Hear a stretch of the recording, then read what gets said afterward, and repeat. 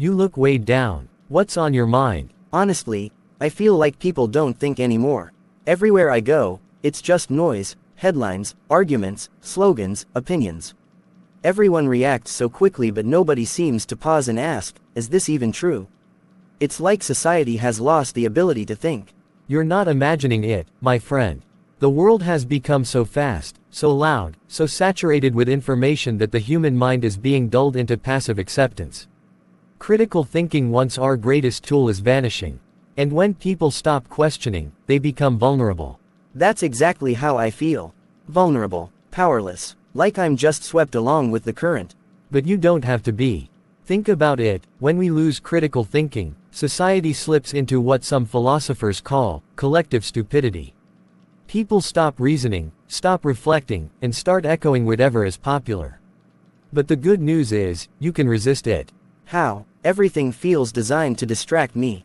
You're right. From algorithms that only show us what we already agree with, to schools that reward memorization instead of exploration, the system trains us to obey, not to think. John Taylor Gatto once said schools don't really teach children how to think, only how to follow orders. That's true. In school we were rewarded for repeating, not questioning. Exactly. And that pattern follows us into adulthood. At work, in friendships, even online. We learn that if we question too much, we risk being labeled difficult, controversial, or even excluded. So many stay silent. But silence over time becomes complicity. That explains why I often stay quiet. I don't want conflict, or to lose people's approval. That fear is real, my friend. The psychologist Eric Fromm wrote that people sometimes prefer to surrender their freedom because freedom requires responsibility. And responsibility can feel terrifying. Thinking for yourself means you can no longer blame the crowd. But here's the beauty: once you reclaim your mind, you gain clarity and freedom no one can take away. But isn't the problem bigger than me? Social media is overwhelming, it's all outrage and division. True, my friend. Social media thrives on reaction, not reflection. Platforms don't reward truth, they reward engagement, likes, shares, and controversy. Philosopher Marshall McLuhan warned us, the medium is the message. Today's mediums encourage speed over depth, outrage over nuance, and certainty over humility. That's exactly what I see. People don't care about truth, only about going viral. Yes, and when truth is measured by popularity, that's the tyranny of the majority in its most dangerous form. But remember, change doesn't begin with the masses. It begins with one person choosing to think. That feels heavy. What if I think differently and people reject me? That's the cost of critical thinking. History proves it. Galileo, Darwin, Martin Luther King, they were ridiculed, attacked, even hated. But they thought anyway. They spoke anyway. Because courage is not the absence of fear, it's the choice to think and act despite fear. So, where do I begin? Start by asking questions. What am I being told to believe? Who benefits if I believe it? Am I open to being wrong? That's metacognition, thinking about your thinking. It builds awareness and breaks manipulation. That sounds powerful, but also uncomfortable. It is uncomfortable. Critical thinking is not just intellectual, it's spiritual. It forces you to question your own identity, beliefs, even your tribe. But remember what Proverbs chapter 4 verse 7 says. Wisdom is the most important thing, so acquire wisdom, and with all you acquire, acquire understanding. So it's not just about proving others wrong, it's about seeking truth even when it hurts. Exactly. It's about courage, humility, and growth. The world doesn't need louder voices or sharper arguments, it needs deeper minds. People who pause, reflect, and choose wisdom over noise. Then I want to be one of those people. I want to stop living on autopilot and start living awake. That's the beginning of true freedom. Stay curious, stay awake, and above all keep thinking. You'll become a light in a dark room, a calm voice in a storm of outrage. And the world desperately needs that. But here's something important to understand: thinking critically is not easy. Our brains are wired with shortcuts. Nobel Prize-winning psychologist Daniel Kahneman explained that we operate with two systems, one fast, emotional, instinctive, the other slow, deliberate, analytica.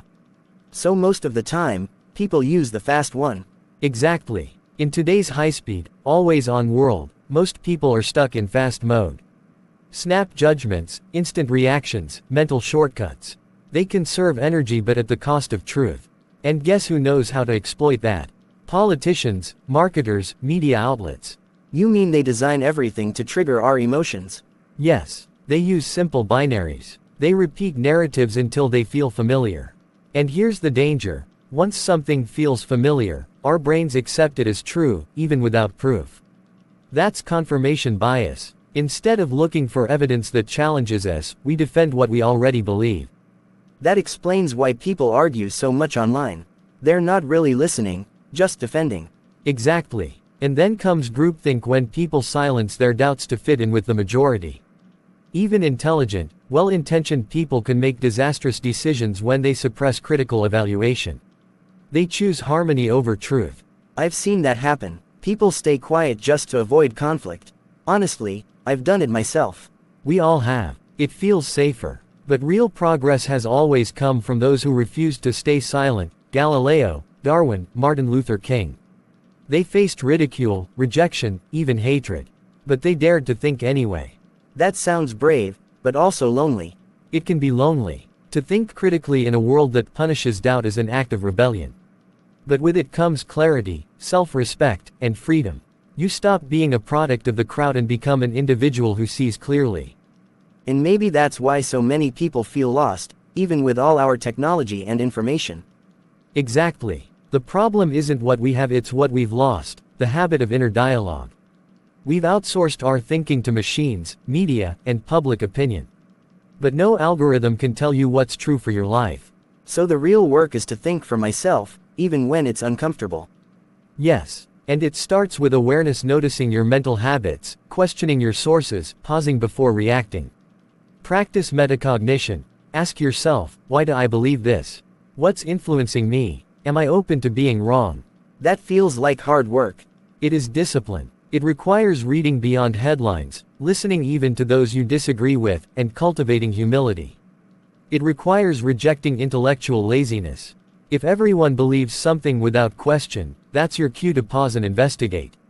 It sounds like wisdom. It is. Remember Proverbs chapter 4 verse 7. Wisdom is the most important thing, so acquire wisdom, and with all you acquire understanding. Wisdom doesn't come from noise or speed, it comes from reflection, silence, and courage.